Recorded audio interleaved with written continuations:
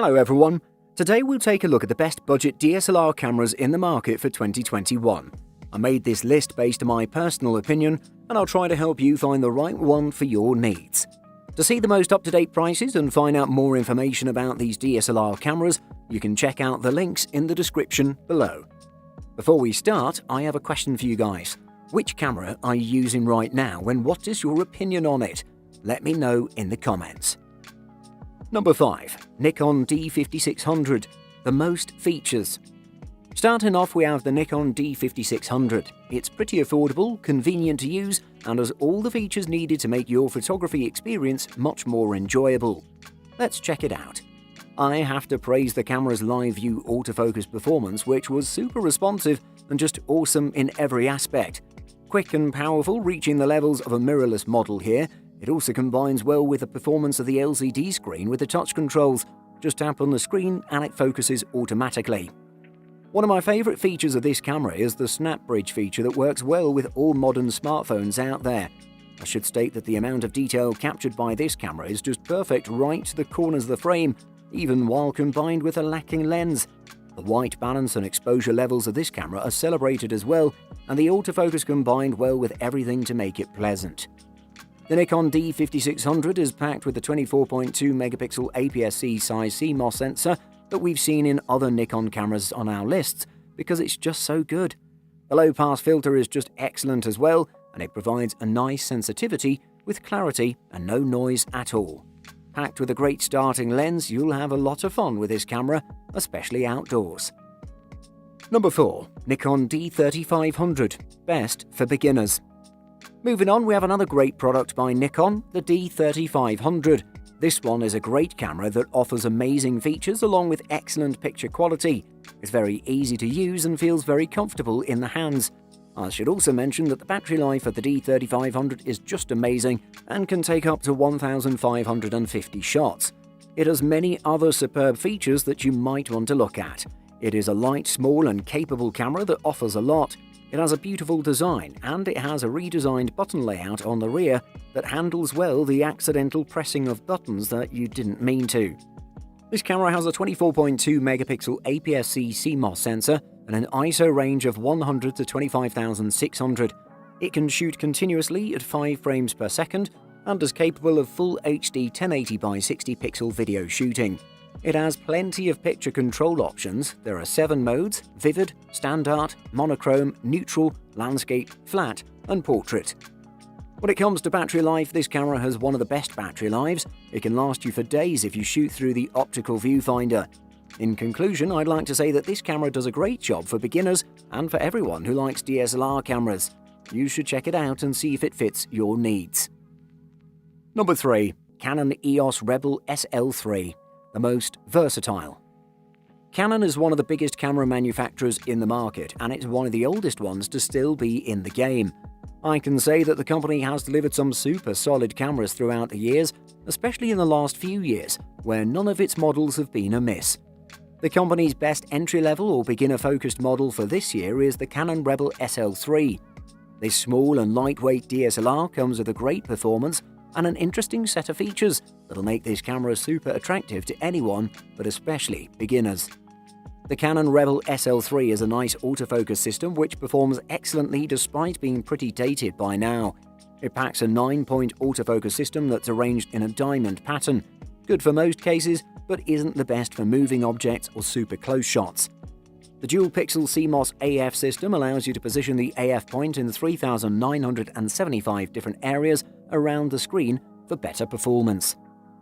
This camera is packed with a 24.1 megapixel APS-C sensor that goes hand in hand with the amazing Digic 8 processing engine, responsible for delivering super beautiful photographs without skipping a beat. Overall, the performance is perfect for entry-level users, as it'll teach you a lot about photography and will allow you to have plenty of fun in the process. Number 2. Canon Rebel T6. Best runner-up. One of the best cameras for vlogging is the Canon EOS Rebel T6. This company is the best camera manufacturer in the market, and it's one of the oldest ones to still be in the game. I can say that the company has delivered some super solid cameras throughout the years, especially in the last few, where none of its models have been amiss. It has plenty of features that'll make this camera super attractive to anyone, but especially beginners. Moving on, the Canon EOS Rebel T6 has a great set of controls like in every camera in the company's lineup, and it has a great hand grip for handling it properly. I should mention that the LCD screen flips out and is super responsive to touch, allowing you to take great control of the camera, and the viewfinder perfectly complements everything right with the device. It has an 18-megapixel CMOS image sensor and high-performance Digic 4 Plus image processor for amazing speed and brilliant quality. The processing engine of this camera is responsible for delivering super beautiful photographs without skipping a beat. Overall, the performance is perfect for vloggers and beginners, as it'll teach you a lot about photography and will allow you to have plenty of fun in the process. If you want one of the best in terms of vlogging, you should consider taking a look at this beast. Number 1. Canon EOS Rebel T7. Best all-round. One of the best budget DSLR cameras in 2021 is the Canon EOS Rebel T7. This camera is the predecessor to the EOS 1300D that we talked about before, and it comes with all the improvements that make it a perfect camera for your needs. Let's check it out. Like the T6, the new EOS Rebel T7 is one of the smaller DSLRs on the market. It weighs 1.75 pounds with the battery and SD card and measures 5.1 by 3.9 by 3.1 inches. The Canon EOS Rebel T7 might have a plastic build overall, and it hasn't changed much in terms of design, but it has all the good features of its predecessor.